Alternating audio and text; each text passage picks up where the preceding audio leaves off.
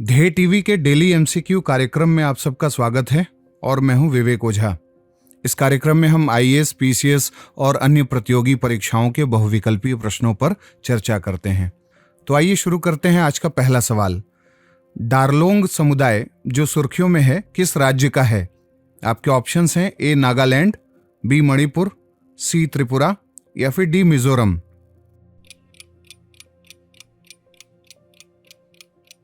इसका उत्तर है सी यानी त्रिपुरा। व्याख्या देखते हैं। हाल ही में लोकसभा ने डारलोंग कम्युनिटी को अनुसूचित जनजाति यानी शेड्यूल्ड ट्राइब का दर्जा देने के लिए एक विधेयक पारित किया है। हाल ही में त्रिपुरा के मुख्यमंत्री ने केंद्र सरकार से आग्रह किया था कि डारलोंग कम्युनिटी को आधिकारिक दस्तावेजों में यानी ऑफिशियल डॉक्यूमेंट्स में कुकी जनजातीय समुदाय के एक सब ट्राइब के रूप में शामिल किया जाए। दी constitution scheduled tribes order amendment bill 2022 के जरिए कॉन्स्टिट्यूशन शेड्यूल्ड ट्राइब्स ऑर्डर 1950 में संशोधन कर इसके लिए प्रयास किया गया है। अभी तक डारलोंग समुदाय हलम समुदाय में से एक था, लेकिन अब उसको अनुसूचित जनजाति की सूची में शामिल करने का निर्णय हुआ है। डारलोंग त्रिपुरा का एक आदिवासी समुदाय है जिसकी आबादी 11,000 है। त्रिपुरा में 19 आदिवासी समुदाय हैं, जिनमें से लोग 18 जनवरी 1982 को गठित त्रिपुरा जनजातीय क्षेत्र स्वायत्त जिला परिषद में रहते हैं। आदिवासी परिषद त्रिपुरा के कुल क्षेत्रफल का लगभग 70% कवर करती है और राज्य की आबादी का लगभग 30% है। उनमें से अधिकांश अभी भी स्लैश एंड बर्न की खेती और जीविका के लिए पारंपरिक आजीविका पर निर्भर हैं। राज्य के आदिवासी समुदायों में त्रिपुरा, त्रिपुरी, रियांग, जमातिया, नुआतिया, उचाई, चकमा, मोग, लुशाई, कुकी, हलाम, मुंडा ये सब शामिल हैं। ओरंग भी शामिल हैं इसमें, लेप्चा शामिल हैं। हलाम समुदाय में कई छोटे आदिवासी कबीले हैं। इनमें से कई भाषाई रूप से लुप्त प्राय समूह हैं, जैसे बोंगखर और कारबोंग। अब बात करते हैं दूसरे सवाल की। निम्नलिखित कथनों पर विचार करें। आईटीयू के प्रशासन और प्रबंधन पर परिषद की स्थायी समिति में भारत ने नेतृत्व की स्थिति हासिल की है। दूसरा ऑप्शन, भारतीय अधिकारी सुश्री अपराजिता शर्मा को अंतर्राष्ट्रीय निकाय की उपाध्यक्ष के रूप में नियुक्त किया गया है। उपरोक्त में से कौन से कथन सत्य हैं? ए केवल एक, बी केवल दो, सी एक और दो दोनों या फिर डी न तो एक न ही दो। इसका उत्तर है सी यानी दोनों कथन सत्य हैं। व्याख्या देखते हैं। एक भारतीय अधिकारी को अंतर्राष्ट्रीय दूरसंचार संघ यानी आईटीयू के प्रशासन और प्रबंधन पर परिषद की स्थायी समिति में उपाध्यक्ष के रूप में नियुक्त किए जाने के साथ ही भारत ने इस अंतर्राष्ट्रीय निकाय में एक नेतृत्व की स्थिति हासिल कर ली है।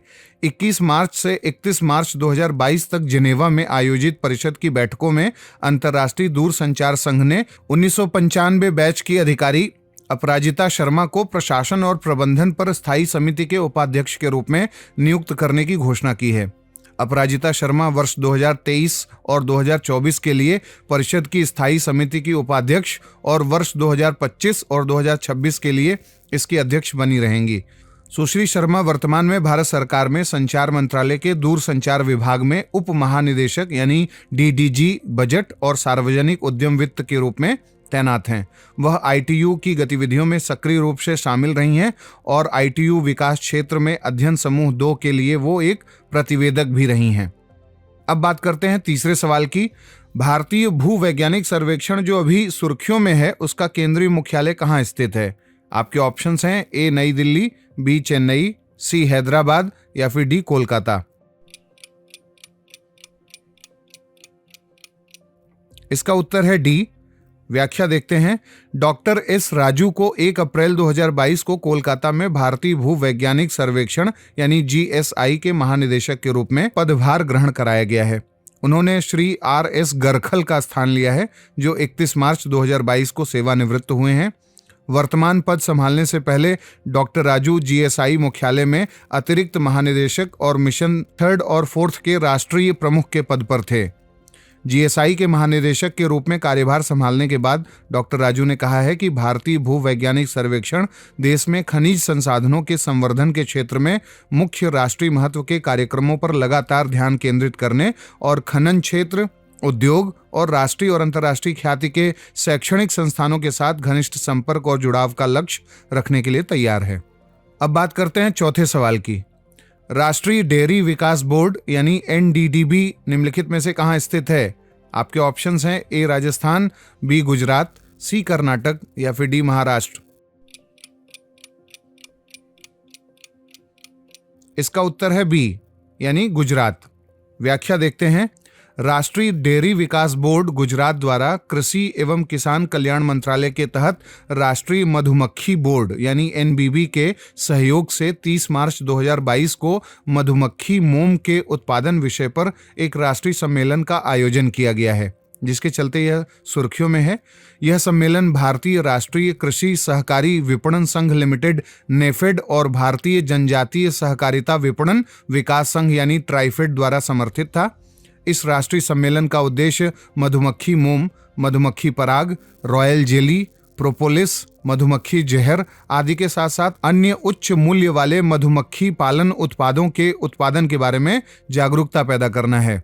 राष्ट्रीय मधुमक्खी पालन और शहद मिशन के कार्यान्वयन के माध्यम से भारत सरकार ने देश में मधुमक्खी पालन उद्योग को मजबूत करने के लिए कई पहल की है और यह बताया गया है कि NBHM के तहत शहद और अन्य मधुमक्खी उत्पादों के संग्रह, उनके प्रसंस्करण, व्यापार, उनका परीक्षण और ब्रांडिंग के लिए ढांचागत सुविधाएं स्थापित करने पर जोर दिया जा रहा है।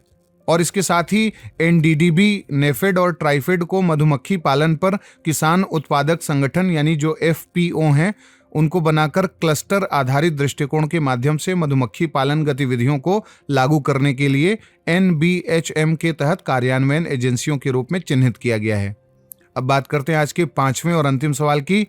निम्नलिखित कथनों पर विचार करें। पहला, वर्ष 1975 में राष्ट्रीय फिल्म विकास निगम लिमिटेड की स्थापना हुई थी। दूसरा, इसका उद्देश्य भारतीय फिल्म उद्योग के संगठित, सक्षम और एकीकृत विकास का नियोजन और प्रोत्साहन करना है। उपरोक्त में से कौन से कथन सत्य हैं? ए केवल 1, बी केवल 2, सी 1 और 2 या फिर डी न तो 1 न ही 2। इसका उत्तर है सी। व्याख्या देखते हैं। फिल्म प्रभाग, फिल्म समारोह निदेशालय, भारतीय राष्ट्रीय फिल्म अभिलेखागार और बाल फिल्म सोसाइटी भारत का कार्य अधिदेश NFDC यानी राष्ट्रीय फिल्म विकास निगम को हस्तांतरित किया गया है। यानी इन सब का जो काम होगा उसका जो मैंडेट है अब दे दिया गया है NFDC को, जिसका मतलब है कि राष्ट्रीय फिल्म विकास निगम के साथ फिल्म मीडिया इकाइयों का विलय कर दिया गया है। इसी तरह फिल्म महोत्सव का आयोजन जो फिल्म महोत्सव निदेशालय का अधिकार था उसे NFDC को स्थानांतरित कर दिया गया है। इससे विभिन्न राष्ट्रीय और अंतर्राष्ट्रीय फिल्म महोत्सव का आयोजन एक संगठन के तहत आ जाएगा, जिससे आयोजन में और अधिक तालमेल दिखेगा और अंतर्राष्ट्रीय स्तर पर पहुंच बनाने में ध्यान केंद्रित होगा। NFDC द्वारा आयोजित होने वाले कुछ प्रमुख आगामी फिल्म महोत्सव में मुंबई अंतर्राष्ट्रीय फिल्म महोत्सव, गोवा में भारतीय अंतर्राष्ट्रीय फिल्म महोत्सव और बाल फिल्म महोत्सव शामिल हैं। तो ये था आज का हमारा डेली MCQ कार्यक्रम। आपके 5 में से कितने सवाल सही हुए, कितने गलत, आप हमें कमेंट बॉक्स में बताएं। अगले MCQ के साथ जल्दी हाजिर होंगे। इजाजत दीजिए। नमस्कार।